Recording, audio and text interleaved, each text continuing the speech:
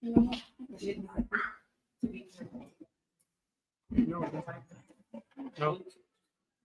just airdrop.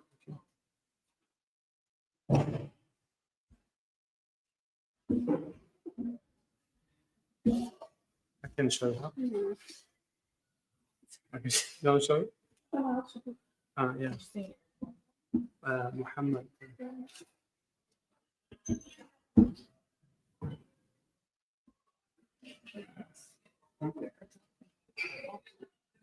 She can drop it. Okay.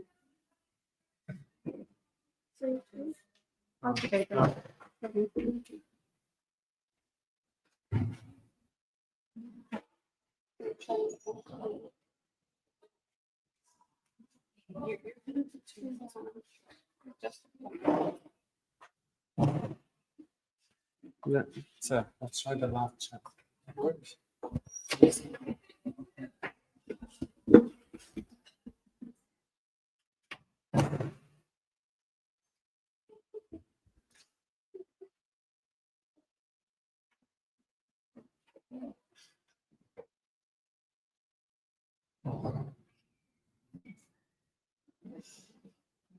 Okay, I see your screen. Your full screen. Try to change it. Can you open the slides? See if it's. Oh, why is that? Feels fun, right? Wow. Fun. Not sure what. Well, what's. We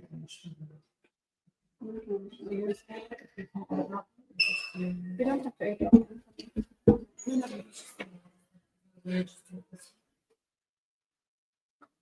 Sorry, guys. Some Technical difficulties. yes. Okay. This is our. Do you wanna?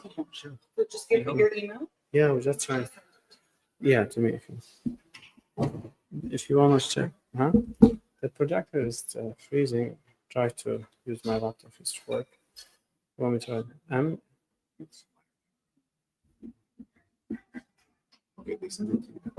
Yeah, sure. Send it now.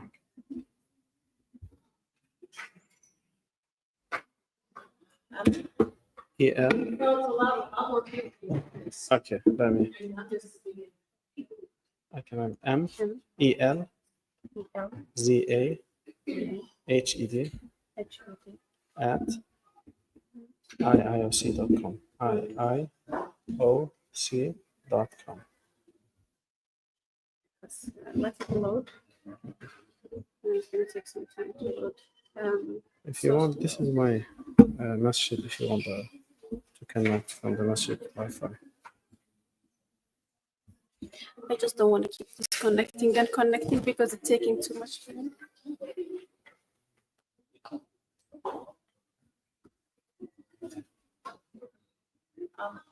Just for my own thing. When you say, how do you airdrop the presentation? You just send, you can put share, and then you say airdrop. I think this is with the newer one. Huh? I think this is with the newer ones. Mine is older. No, it's also like this. Exactly. Thank you so much. Thank you. Bless you. Thank you. لو على الايفون نفسها بتاع الموبايل. Let's say it's on the desktop. Sure.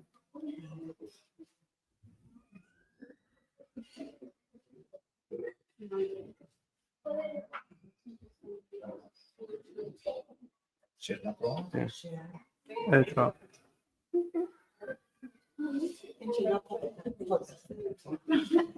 بس طلع عندك اسمي؟ Turn on Bluetooth.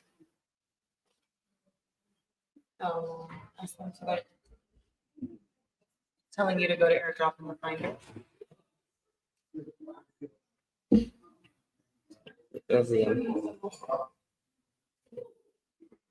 وصل هذا؟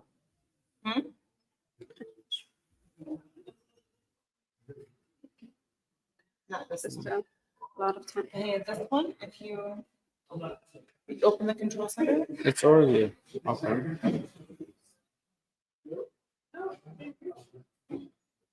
So why is it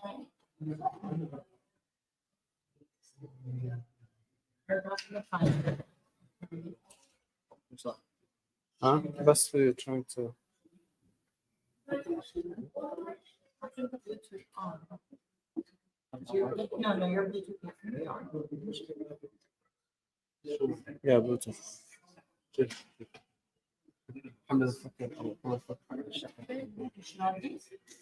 Huh?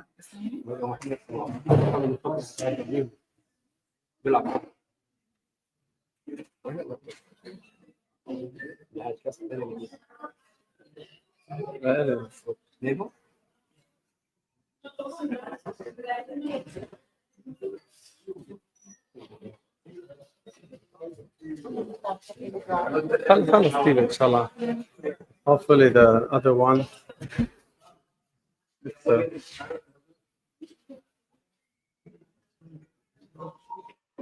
Would it be that the message Wi-Fi do you think? Can you please give me the rest of the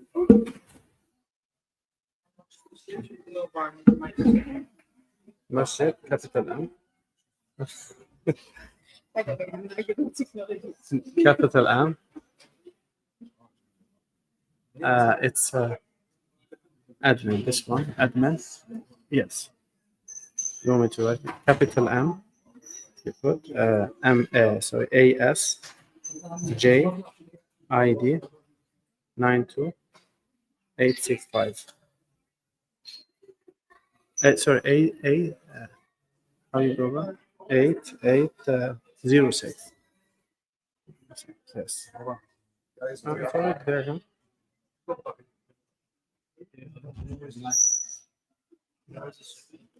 Yeah,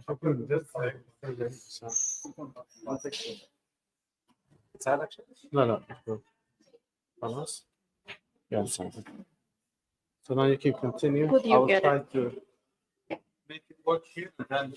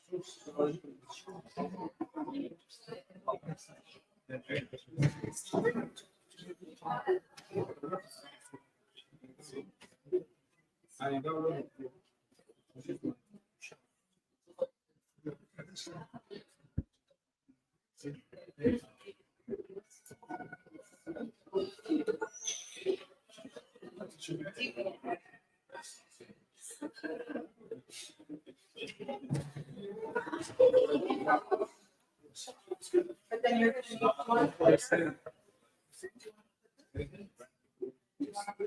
Yeah, أنا بالنهاية لازم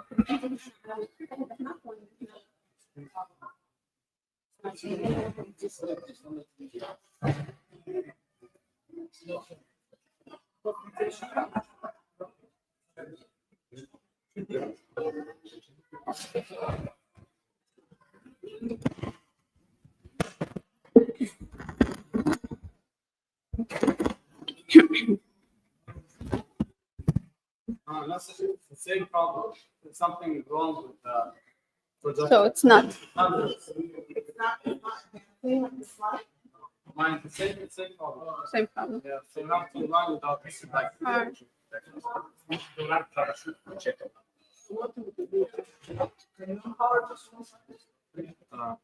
I try also. Have problems. We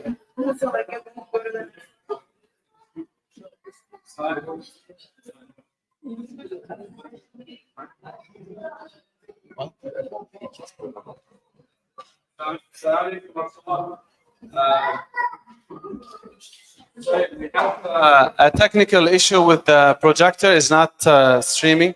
By the way, we have childcare program right now.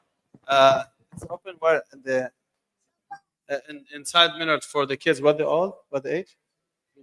3 to 7. It's already open there if you want to go, inshallah. So sorry, sister. We have to start without the slide. Sorry.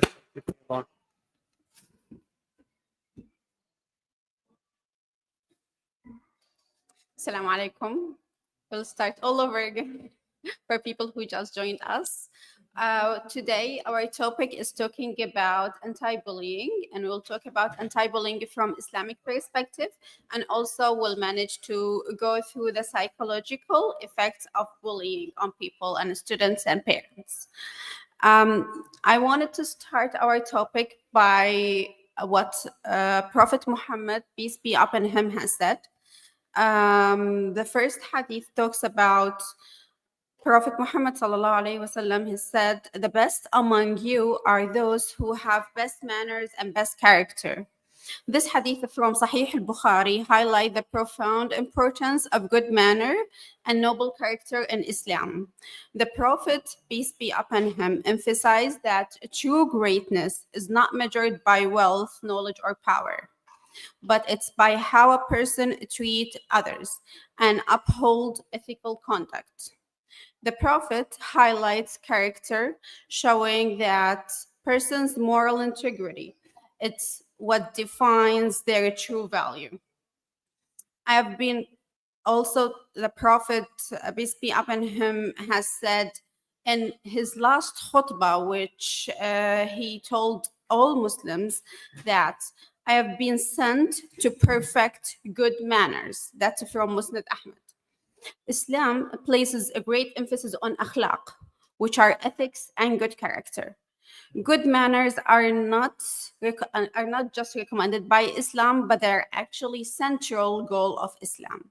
A person with good character is a person who's kind, humble, patient, and compassionate. These qualities strengthen relationship, not only in family, in families, friendships, work, and whole society. Good manners create peace, love, and harmony in community, which Prophet Muhammad, peace be upon him, always encouraged us to have. This is deeply connected and relevant to our topic today, which is bullying. So, what's bullying? Let's start with understanding what is bullying. Bullying is the use of force, compulsion, hurtful teasing, and comments or threats in order to abuse or aggressively dominate or intimidate one or others. This behavior is often repeated and habitual. There are forms of bullying. So, what do you think would be forms of bullying? Anyone would guess?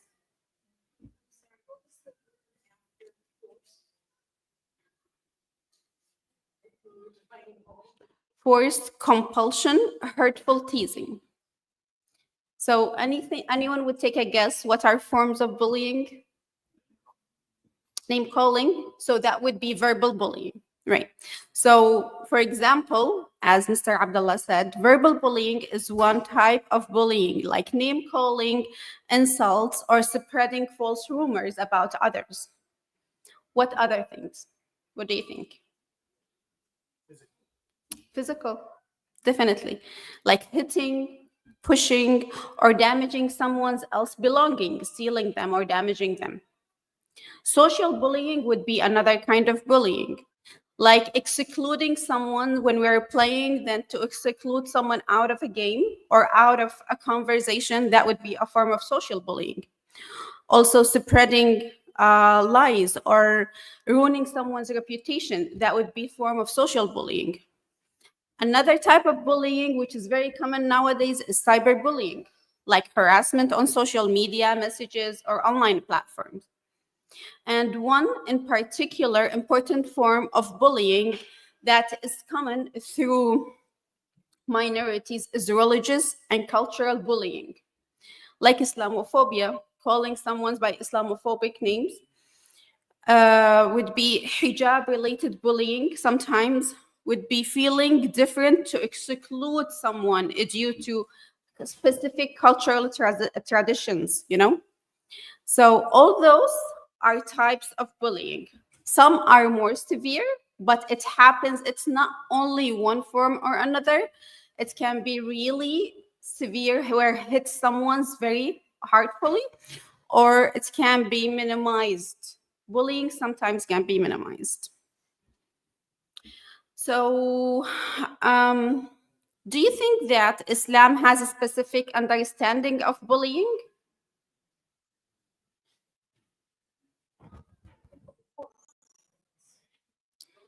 What? I'm sorry? The Quran does.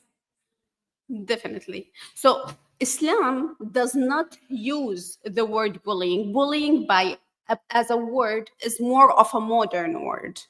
But Islam strongly condemns any form of oppression, injustice, mockery, and harming others, which are all types of bullying. The Quran and the teachings of Prophet Muhammad provide a clear guidance against bullying. Why do you think Islam forbids bullying? Any guess? Why do you think Islam forbids bullying? Definitely. Definitely. So, definitely. Mhm.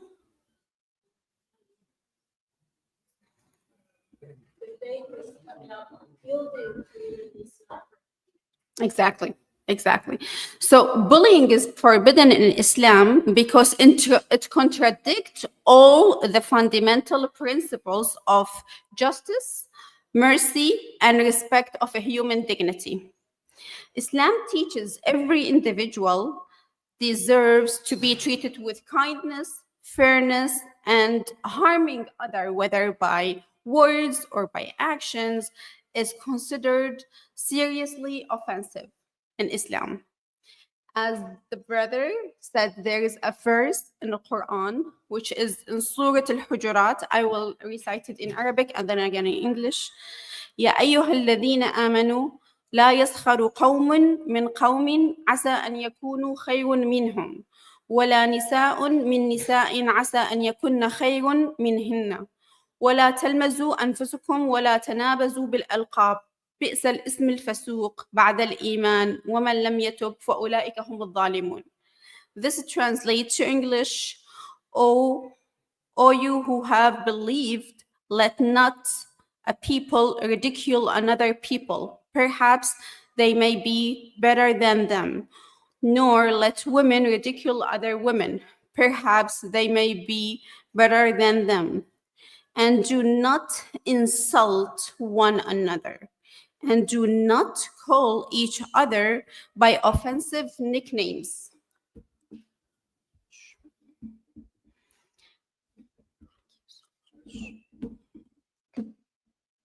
Wretched is the name of disobedience after one faith, and whoever does not repent, then it is those who are the wrongdoers.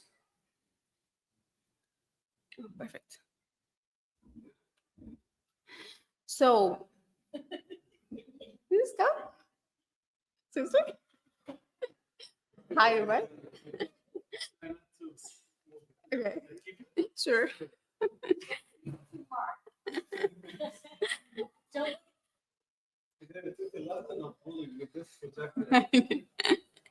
So, why do you think bullying happens?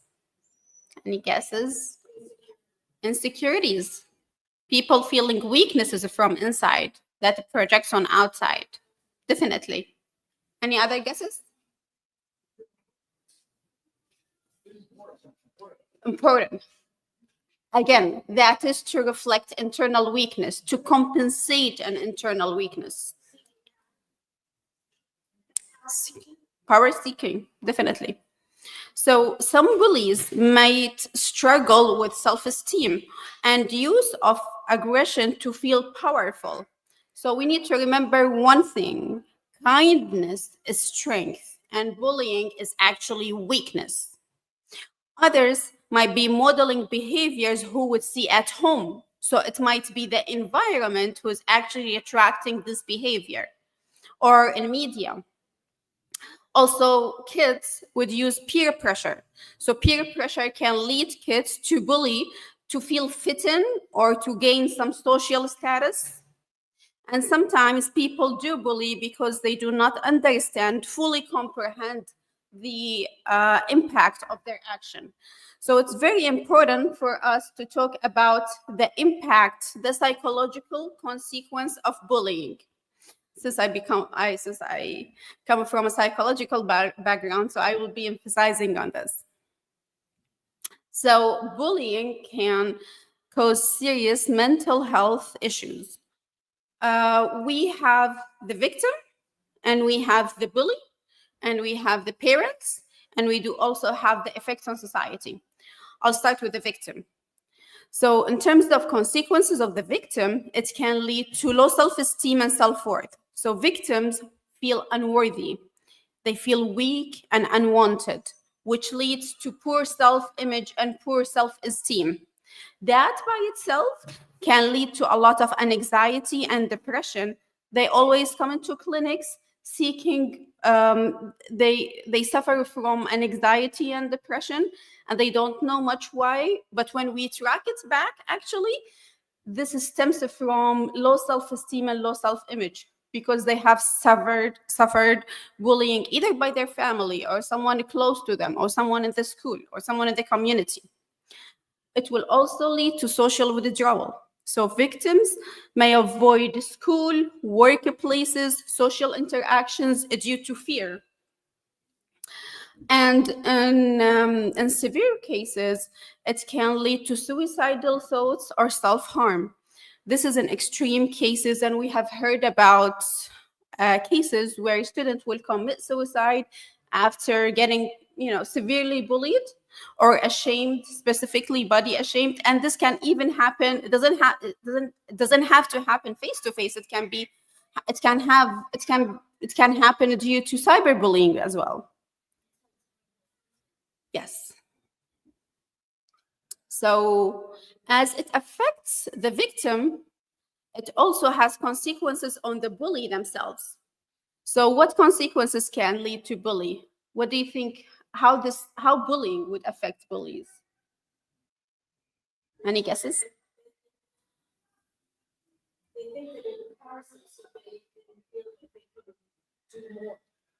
Definitely.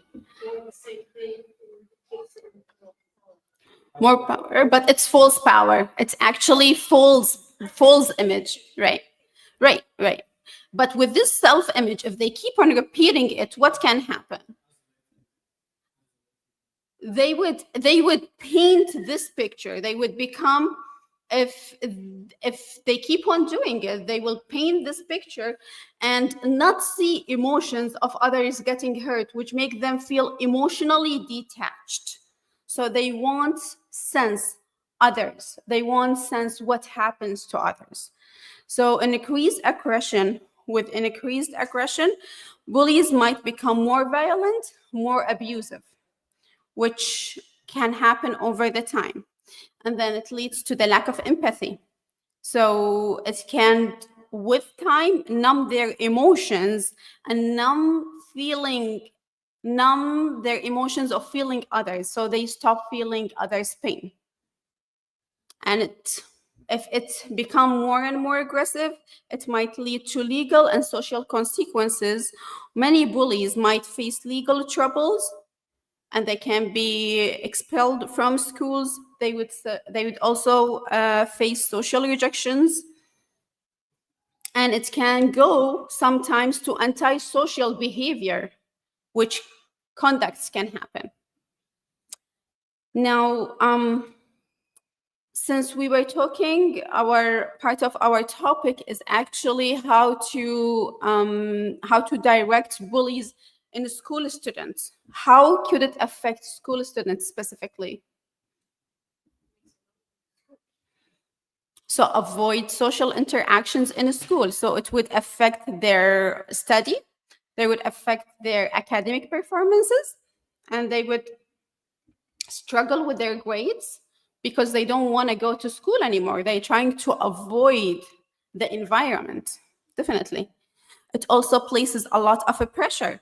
And with long-term trauma, some people would come to clinic because they have endured bullying for so long with they would come with what's called social anxiety, which is fear of social interaction as an adult. This happens because they have endured bullies for a long time and they did not get to defend themselves or know how to act with bullying. Definitely stress and mental health problems can have its toll on the body, where it can't be transformed into physical illnesses, all kind of physical illnesses, whether ulcers, whether strokes, heart problem, high blood pressure, diabetes. All of them are triggered by stress. Yeah. Another form of impact is how it impacts parents. So it can lead to emotional distress because parents of bullied children are often helpless. They feel frustrated and they feel anxious about their child's safety and well-being. They feel also guilt and self-blame because they cannot protect their children. Strained parent-child relationship. It affects the parent-child relationship, where the child feels unsafe to report to the parent and affect their relationship with the parents. They feel ashamed or unable to talk to their parents. They feel isolated and they cannot report this back to the parents. So they feel there is nobody to protect them. And this affects the closeness, because the most important role for the parents is a protection, and the child needs to feel protected. And if this is violated, this will affect or damage the relationship between the child and the parents. Now we come on how this will affect the whole society, impact on the whole society. Normalizing violence. So if bullying is ignored, society will start accepting aggression as a norm, making people less compassionate with each other. It will also increase in the mental health issue like depression and anxiety and trauma. And this cycle, so let's say if a person has endured bullying at a younger age, they would grow up to become either a victim, where they have social dependence or isolation, or they would become a bully themselves, and they start bullying others because they have been repressed and now they want to get out of that cycle.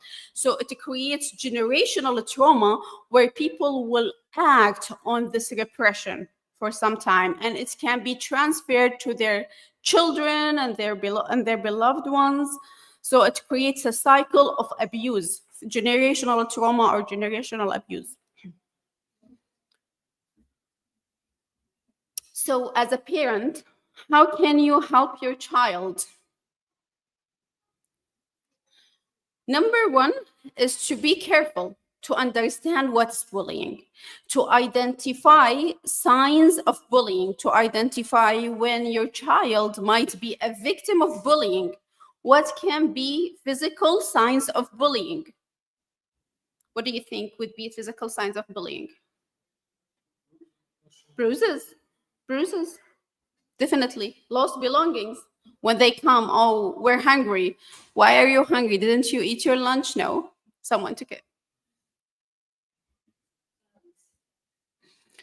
How about behavioral changes? Change in sleeping habits, definitely. Social withdrawal. They won't like to sit with the family. Angry. Yes, definitely. Mood changes, mood swings. Eating disorders, depressed and anxious. Definitely. A refusal to go to school. They don't want to go to school. They don't want to go back to the environment that's bullying them.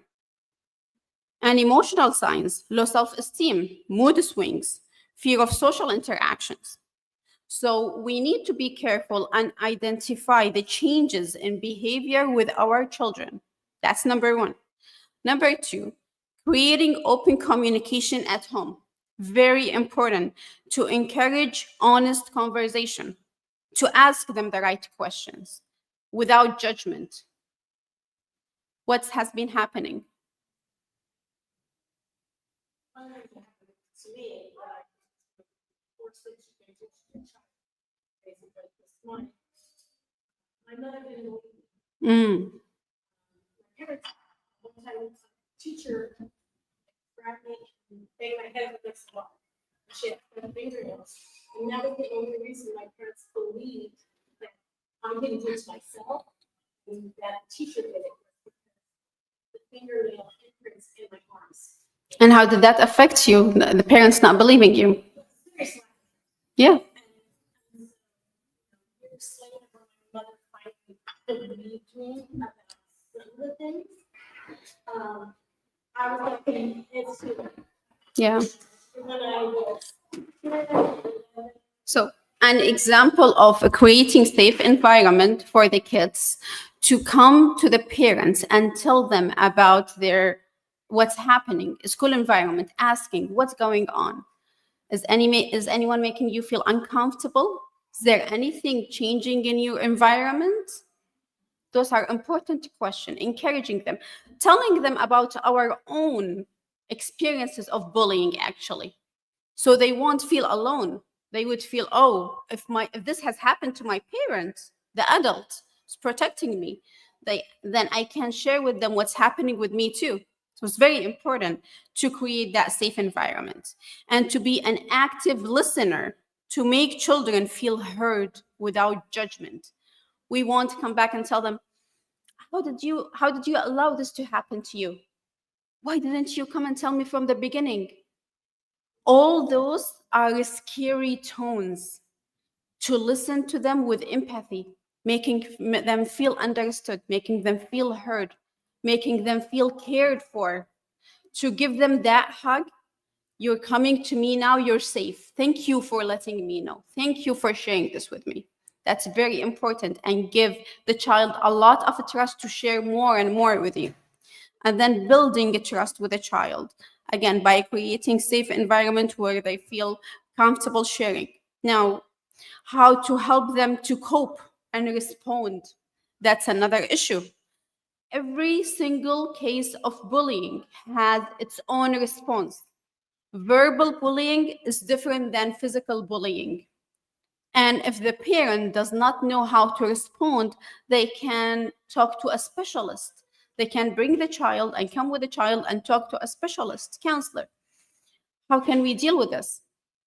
This level of bullying is different. Like, personally, I would advise sometimes to empower the children. If it's verbal bullying, you need to empower the children and let them take steps by themselves to answer the bully, take their chance. So help support them and build their trust to answer the bully. But at other times, when you have physical bullying, you need to report it. This needs to be reported.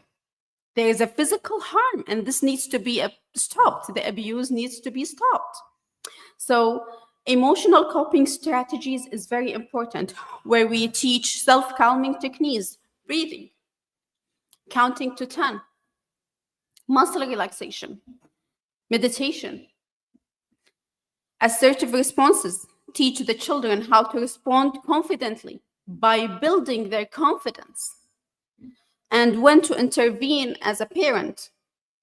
Those are very important spots. We need to all learn about it. And one of the very important steps always is to empower your child. Always recognize their strength. Help them to know how to recognize their strength. Help them how to know their limitations and to work on progressing it. There is no shame of having limitations. All of us have limitations. But what are our limitations? Are we willing to work on them? Are we willing to advance them? This is the point. At the end, I want to ask a question. How do we all, as children, as parents, as a society, as people who watch, how can we prevent bullying? Any ideas?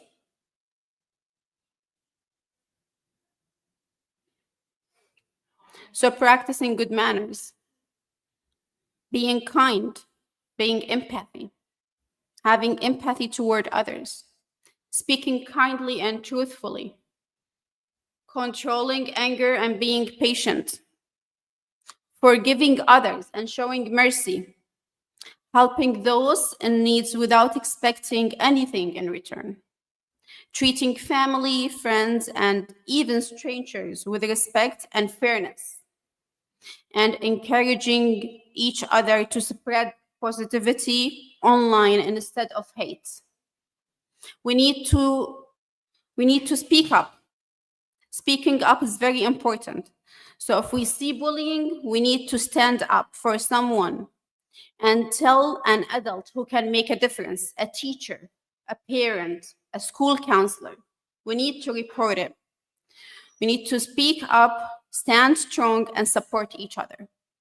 We also need to create safe environments.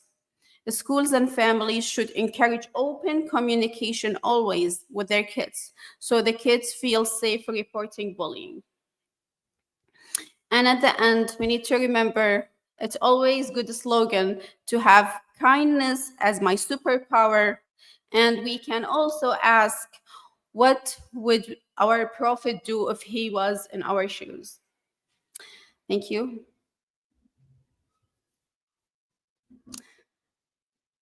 So I don't know how many times. Okay. Sometime. So this was meant to have more kids and have maybe role playing, where we do have people who play bullies and victims and see how the interaction and see how we correct it. But due to the lack of time, maybe I will go with the questions. There is any question? Do we have any questions? By the way, I have one question. Like, as you mentioned, like bullying. You know, we're talking about kids, but also, subhanallah, I think like bullying among the adults is also another issue, and I've seen this.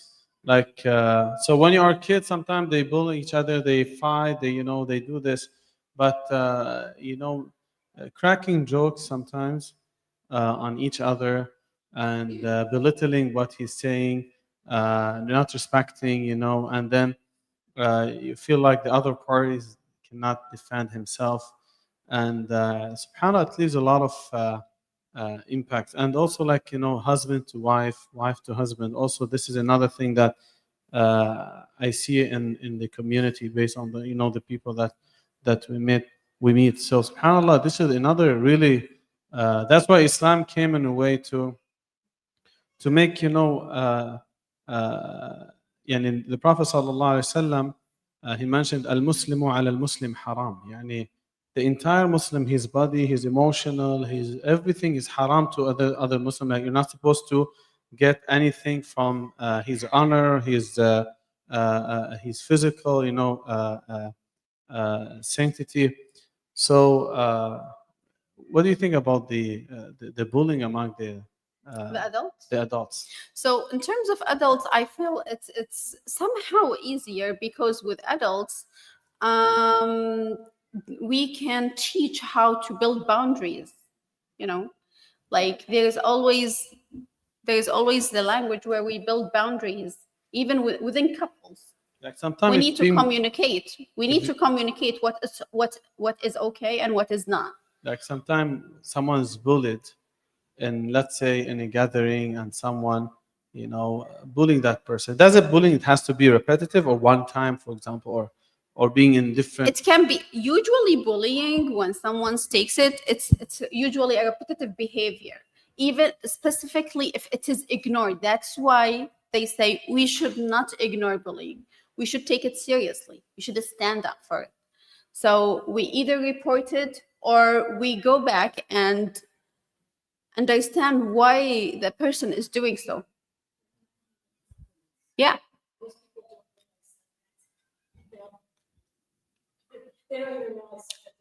Yeah, definitely. But to understand the bully themselves, they usually do it because they have some sort of weakness. They're trying to cover for it, compensate. So to get it back in a way that So what do you mean by what you're saying? Like if someone comments on, Yeah, on my let me face. say, I'm sitting in a gathering, if, like role play. I try to talk. Mhm. Hey guys, you know something happened, and then someone say, "Hey, come on, you know, don't listen to him." Yes, and then they just ignore what I said, and they continue with, you know, another party. Mhm. And this happens a lot. Like, what do you think? Like for that person is supposed to do? Talk back to the other person. Let me finish my point before you can start your point. You know, stand up for yourself. So standing up for ourselves, letting people know where our boundaries sit. You know, let me finish my talk first. It might not be relevant to you, but it might be relevant to others. You know, so teaching people our boundaries is very, very important. First, where we are standing, showing up for ourselves. So this boosts our confidence. And letting others might be doing it, like some people would be meaning harm, but others would do it out of ignorance. They don't understand what it means. So teaching others, there is an opportunity here to teach others what it means. So that's very important as well.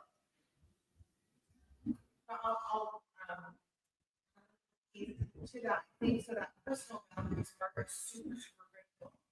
At the same time, I think when culturally, when we're with a group of people, maybe sometimes it takes the person who observed the injustice happening, right? Observed someone being cut off to actually speak up. Yeah, definitely. That's why it's a rule of a community. You know, the people who would stand there and just like be okay with it happening, they should take a role in there.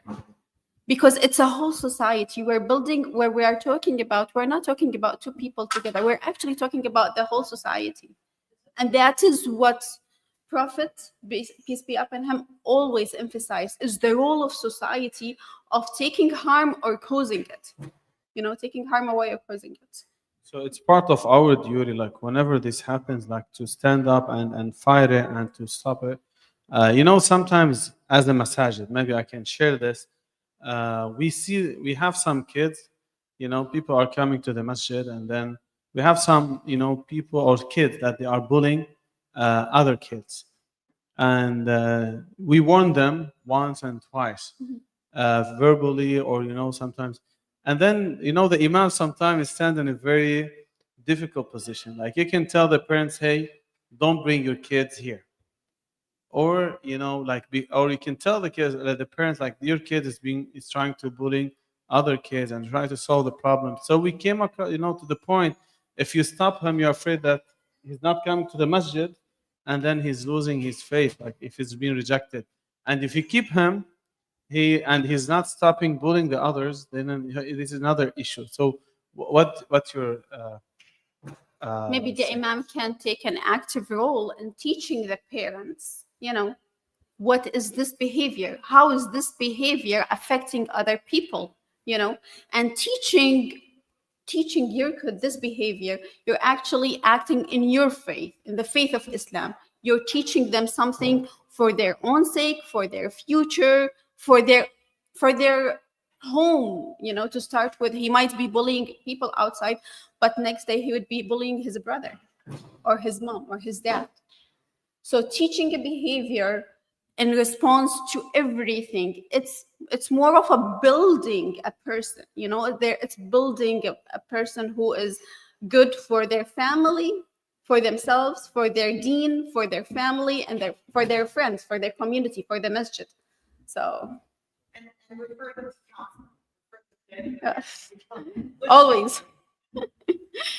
A question now: if anyone is being bullied, do you think he can be healed organically, or actually there is, you know, something like really hurt his personality, and this must be you know, healed or cured by a professional? This is personal resilience. It's different from someone to someone else. Each one knows their own strength, and they would know what's going inside them. You know, they would associate things to the past.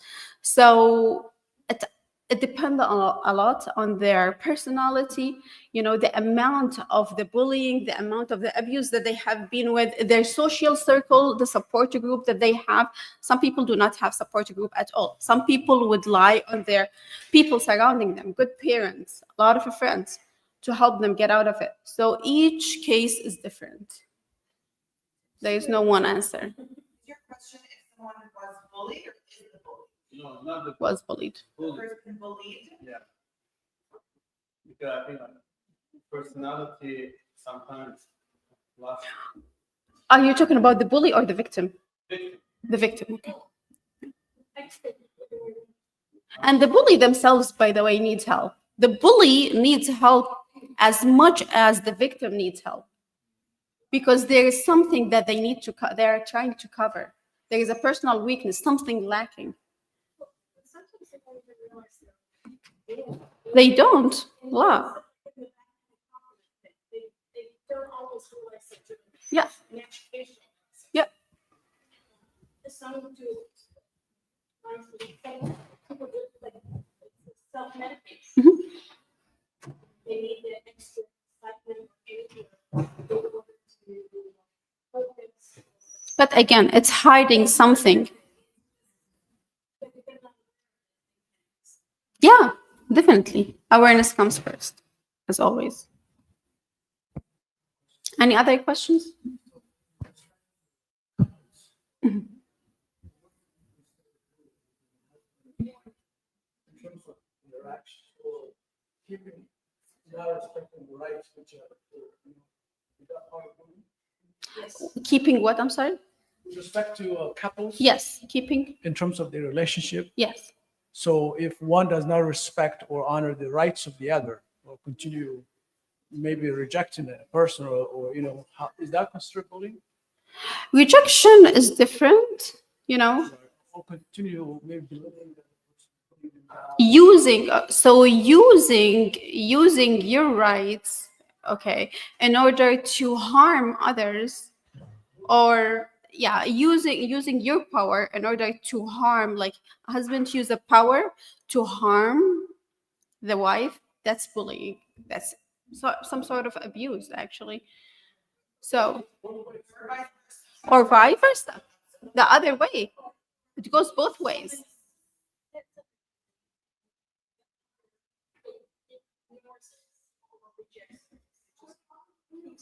Yeah. Those are rights. that rights respect. How about that means you are in part. The- Right. Okay. Any, please. I was just gonna say, I think we, in the Muslim community, I don't know, I think we kind of always, when we think of bullying, we think of being bullied, our kids being bullied by non-Muslims, right, at public schools or whatever, right? But like Sheikh Zayed said, right, we kind of have Muslim on Muslim bullying a lot too, right? Like Yes. within the masajid, the youth groups, different, Muslim events or whatever. In your experience, do you guys see that? Is that a common thing? Like just within I will the let Muslim community? Sister Shahila talk about it. Please go ahead. So the question, we were just talking about it.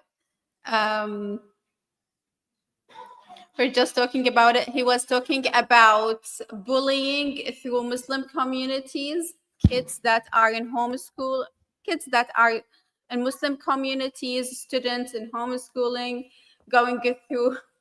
Sorry, I'm putting you under the spot.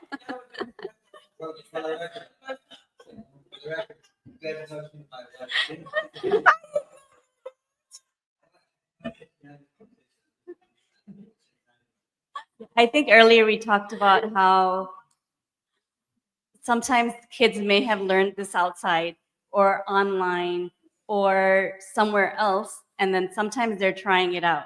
Yeah. So especially the middle school age kids, where they heard something and they're like, you know what, I want to try this out, and they're gonna say something to another child and see how it sounds.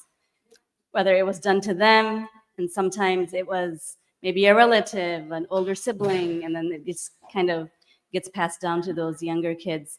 But that's when I think it's our job as parents and adults around to make sure that we intervene and in the right way contact maybe the parents of those kids. And in my experience, sometimes it's hard because parents will get defensive if it's their kids. Nobody wants another person to talk to them and say, hey, your kid is kind of bullying. Nobody wants to, yeah. So they don't want to be told that, so it's really sensitive. So having a lot of conversations with groups of parents, it's really good, so then nobody feels like they're singled out. Definitely. And Of course. part of, I don't know. We've probably all grown up in different parts of the world, but I think it's a very common, unfortunately, I don't want to call it bullying as the common norm, but there's this experimentation of there's the in-group, the out-group. We've all probably, is it safe to say, like at some point in our own life, we might have been either we saw it happen in front of us or it happened directly to us, like one or the other, right? And it's not easy to speak up against it. So like for youth, so I feel like while educating the parents on one end in terms of like how to be able to have the conversation with your kid, or even how to be able to receive information if someone's coming forth and saying, you know, obviously you don't want to go up and be like, your child's a bully. There may be other ways to bring it up, like there may be concerning behaviors that are happening that we've witnessed, etc. But it's also really training the youth to be able, and the children to be able to notice it, recognize it, and call it out, because they're the ones that are in it. And I know I can look back at times in my own childhood and just say like, wow, I do remember there was this one person in our, in our elementary class who would, now we would call it a bully, right? Like, I mean, back then it was kind of just like, oh, she's really mean, but it was that there was this power piece to it. I didn't speak up. Like, it was just more of, you're basically just wanting to be like, okay, I don't want to be picked on next. So we just kind of stay quiet. We don't want to be the next target. But what if we cultivate in the youth and the younger kids the ability to name the emotion or to call out what they're seeing, so that way they learn to take a stand? I mean, I would just invite us to consider that as one of, as a concurrent option in addition to raising that conversation. That's how it starts, with teaching actually the parents how to do that and raise that more in a bigger community, like in a masjid based, like what we are doing right now, doing campaigns for people who do homeschooling, would have some sort of religious support, and people who are in schools raising campaign how to do that, so doing an effective collaboration so kids will understand how effective it could be when they actually get to be taught how to do it. I had a question for Sheikh Zahed as well. So I'd like to hear both your perspectives, but especially in going back to Brother Saqib's comment as well, in religious communities, we experience bullying, and not just in the children, but even in the adults as well. So sometimes we see individuals adopting more of a holier than thou attitude.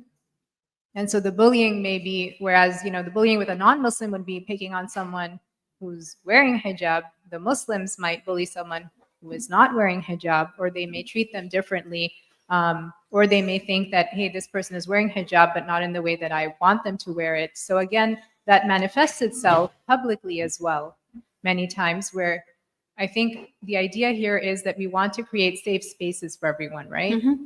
And so how can we combat that, where technically speaking, maybe religiously someone maybe is not doing something that they are supposed to be doing, but how can everyone has their mistakes, everyone is working on themselves, so how can we make it a safe environment? Because I feel like that also is like a large component which can turn into bullying. Teaching people acceptance, how to accept each other, how to accept our differences, because at the end we all realize that whatever we do, we will be all treated by, one God. We know the rules, right? And we do have the Quran and the Sunnah to follow, right? So we're all responsible for our decisions. So to give an advice in a peaceful, respectful and compassionate way is different than putting someone under the spot.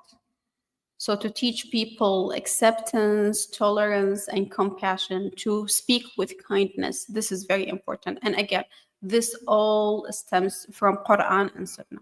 If we actually study Quran and Sunnah as we should study it, we will learn how to speak to each other. Good manners. Of course. إن الحمد لله. No khutbah, no. One thing is very important to be addressed also, in addition to what you said, that a nasiha in Islam, giving advice, it's being rewardable nasiha or sinful nasiha. It depends on the intention. When you give a form of nasiha in a form of bullying, this is, even if the nasiha is correct, the one who's giving that nasiha actually is being sinful. Let's say if someone is not wearing hijab, and you're giving the nasiha with a joke, or making fun of that person, or the opposite, someone is not wearing hijab and then someone wearing hijab, you make fun of her. It's the same thing when it comes from Islamic perspective. The ulama always mention that nasiha, it has to be attached with a good intention. Has to be attached with the good intention. And then even if you give correct nasiha, but with a bad intention, usually, subhanAllah, the nasiha when it's come, or the advice when it comes with bullying, it actually is a reflection of showing off. And that person is feeling that I'm more righteous than the other person. That's why I'm giving that nasiha. I'm giving this advice. And subhanAllah, this happened during the Prophet Muhammad sallallahu alaihi wasallam, when there was a Sahabi companion that been caught drinking alcohol on different occasions. And then after it's been caught for many times, one of the Sahaba, he cursed him, say, لعنه الله, يعني, may Allah curse him. Look at this person, how many times he's been drinking alcohol and he's been caught. And then the Prophet ﷺ right away stopped it. Said, لا تلعنوه, do not curse him. And then the Prophet ﷺ testified that that person loves Allah and His Messenger. So, nasiha, it has the advice, it has to become in, as she mentioned, like with a sincere intention that you want guidance to that person that you're giving it to. And subhanAllah, when you look at the Islam, if I want to share the ahadith, the narrations, and the ayat in the Quran, you will, it's sufficient to remember the hadith where she mentioned, sister, at the beginning, where the Prophet ﷺ in the biggest crowd during, Arafah, and it was among the last khutbah of the Prophet Muhammad ﷺ, says, إِنَّ دِمَاءَكُمْ وَأَمْوَالَكُمْ وَأَعْرَاضَكُمْ حَرَامٌ عَلَيْكُمْ كحرمة يومكم هذا في شهركم هذا في عامكم هذا. Like, it is haram. Haram means it's prohibited. Like your blood, your honor, and your physical, your body, it's all haram to one another. So sometimes, I have people, they mix between two things. Like I had this before. As a Muslim, we have to stop bullying. Once I was giving a lecture about forgiving, and getting ready for Ramadan by forgiving all of that. And then someone approached me and he says, like, one person in her let's say in her job is bullying her. Whenever she talks, he come in front of her, he cut her speech. Whenever she does something, and she said, Shura, I feel bad because I don't forgive. So there is two different things. Forgiving is something, and stopping that bullying is something else. I told her, no, you should stop that person and tell him, I do not allow you to do this anymore. Doesn't mean like when you forgive, Allah Azza wa Jal doesn't want us to be like belittled, humiliated, and then being like humble, and people are bullying us and say, okay, I forgive you. No, you have to stand up, you have to fight this and stop it. And it's up to you. If you want to forgive, you can when forgive. you have the power. Huh? You forgive when you have the power. Yeah, so you have to show that, I don't. Yeah. تفضلي. It's up to you. It's up to you. So whenever being oppressed, there's haq is to you. If that and I look, sometimes we might be hurt or oppressed by others. If that person really, regret what he did and he asked for the forgiveness, I think it's better to forgive. Allah is most forgiven, and Allah subhanahu wa ta'ala says in the Quran, forgive so that Allah, forgives you. But sometimes if forgiving will increase that person in his oppression and increases that person to do wrong and more, then it's up to you. And Allah did not force you to forgive, but Allah encourages, to forgive whenever there is benefit of forgiving. You said with respect to bullying is to report it. When you said report it, meaning sometimes you don't want to escalate the situation. So when the first time happens, you may say, well, I'm going to just let it go. And then it come back second time or third time with respect to children. At what point you going to report? What? I would for sure advise to report physical bullying. That is something that should not be tolerated at all.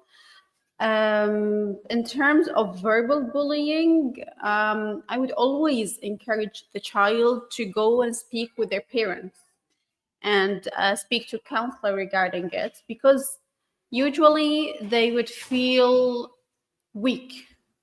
It gets into them. It gets into the victim. They would feel weak. They would feel their self-image, their self-esteem, it started to be shaken. That's when we need to, step in and start working on this, working on their self-image, their self-esteem, strengthen them, empower them, help them to recognize their own power and work on their limitations. And then maybe try to go back and talk back to the bully, answer. What would they use? Do they have deficiency in their communication? We can work on that. Boost their confidence so they can go back and talk about it. But definitely, I would say always report physical one. With the other cases, I would go case by case. Share a quick question. With respect to advice, what is the Islamic position of advice? And one thing about forgiveness comes from strength. So in order to forgive, you need to be strong. In therapy and in psychology, you can only forgive when you have a lot of power. But forgiveness, it takes you to the highest level of purity, which needs a lot of strength, and it gives you at the same time a lot of power, because you would be releasing all of the negative emotions inside you and filling that space, the same space, with acceptance. And once that happens, the journey to healing would start. It doesn't happen all the time. It's hard to happen all the time, but if you work on it, it happens.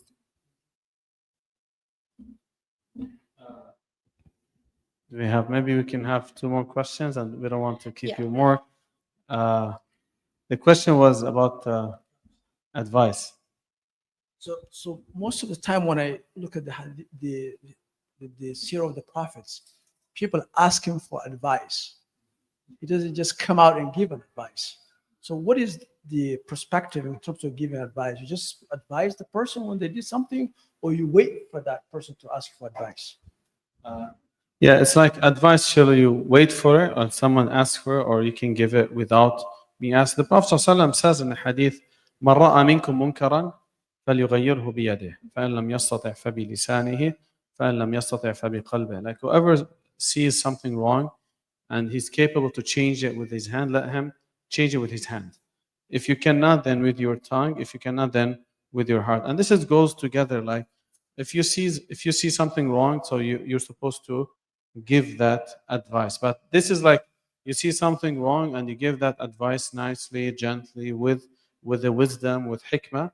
So you don't have to wait until they ask. So it depends on the situation, and it depends on how you are capable to deliver this. Yes, the Sahaba used to come and ask for advice, and also there's another more like I'm sitting and I saw someone is bullying, then here this is something wrong. I have to, interfere and try to stop it.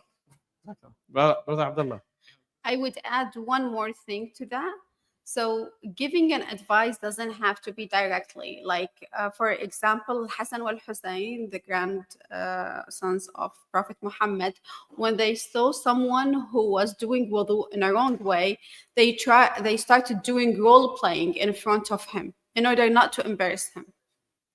So sometimes to do something in front of someone indirectly, is to lead by example how to do things in a good way, how to do things in the right way. Doesn't have to be direct advice. Assalamu alaikum. So I'm kind of I always kind of share this story, but I've always been bullied when I was a kid. Until actually my parents and my parents or my brother, they didn't know I was getting bullied until about 10 years ago, right? So I was kept it in. But one of the points I wanted to make is we talked about forgiveness. We talked about make sure you're communicating with the parents, or that they're communicating with one another, and all those different things. But one thing that I thought helped me was like self-defense, right? So the guy, when I was getting bullied, I wouldn't go to the restroom the whole day because that's where they would bully me. Or if it was at physical education, I'd hide, right? So I wouldn't be around those guys or whatever. Until like I got in high school, and then like I'll be open, I beat them up, right? So I got a little bit bigger, and I realized that just because Allah made me bigger than them physically, I saw that they were scared. And from then it just switched. I became the bully. I threw them in locker rooms. They would run away. If they see me, they go the opposite direction on those different things. I'm not saying that we should do that, but I'm just saying that when somebody stood up for himself or herself, it helped the bully understand that they're not invincible, and it also helped me to like build self-confidence and strength. And then I just had to learn to like calm it down or make it situational or whatever. So you were But- gifted. You Yeah. were gifted with the physical strength. That's why physical strength, inner strength, and outer strength is part of us developing, knowing our strength and actually working on them and strengthening them, just like your case. That's very important. Yeah, what I mean is we don't teach the kids to do that. Like we don't teach the kids to be active and Yes. get martial arts or Yes. whatever. And we can even go to like foreign policy, right? Sometimes when the bully gets bullied back, that makes a big difference. Mhm. And so, anyways, That's a I thought that might help that's too. a very good point. Yeah, definitely.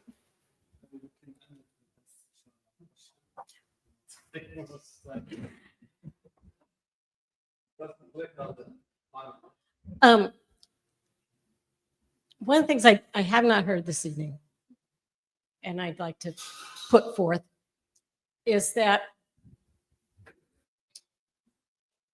what my experience of being bullied and everything brought out was that, and everything that I've heard tonight, is we hear a lot about people putting each other down. And what I ended up, by default, I guess, if nothing else, I taught my kids to do put-ups. Because everybody out there, is always it seems, is putting each other down. So as Muslims, as Christians, most any religion, they tell you to build each other up and to practice put-ups instead of put-downs. And I just wanted to kind of put that out there. Definitely. It's the right practice for any community if we only do it.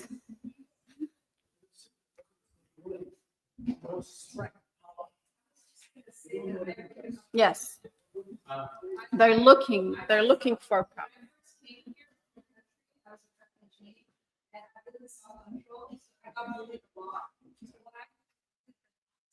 In high school, I beat everybody up. So then I became the person, and I recommend that highly just because I think that it empowered me to stand up for myself. So it got to a point where no one laid a hand on me. And then I would actually go to school. If anyone touched my brothers and sisters, I would do the same thing so they were protected. I teach my boys the same thing. I tell my sons, I put them in jujitsu, and I tell them, someone hits you, do your best to avoid hitting them. But if they beat you, then you finish it. And I don't care and I don't feel sorry about it because I think that it just gets to a point where sometimes they're so scared, their self-esteem goes down. Now, my son is really like, he's much taller than I am, but when he was younger, he was getting bullied all the time. Now that he's bigger, he doesn't even understand his strength. But obviously, you teach him responsibly not to kill somebody or hurt them. But I think it's important for children to really stand up for themselves. You know, this idea of like not hitting back is a little bit too weak, in my personal opinion. I think that people, huh? You know, there aren't. That's true. They really, really aren't. But if they are, and again, you can stand up for someone. Like for me personally, when I did get strong, I was short. I was only 5'3". Right. It takes a lot, to be passive, it takes a lot more strength than what Yeah. I just think that, you know, it's important for them to really stand up for themselves. I think that's It's important to be strong, very important to be strong, but it's very important also to know how to use this strength. Exactly. Yeah. Like my son is much, much bigger. So I tell him like not to, he stopped hitting his younger siblings, which is a blessing, alhamdulillah. Like before he wasn't, but now I'm like, you're much taller. You cannot lay a hand on them. And they hit him and they bully him now. And I'm like, well, you know what? You bullied him all the time. So now you know what it feels like. So he has to stop himself. But I think it's important for us as adults, as well as children, especially in this country, to know that we need to stand up for ourselves. Yeah, again, standing up is very important, but we need to do it like the force that we need to use needs to be always appropriate, because this also inappropriate use of the force can also lead to other problems. Absolutely. So I agree. It's like a balance, use it, but you know. yeah, use force, but use it with awareness. That's it. So much. Thank you everyone who has attended. Appreciate it.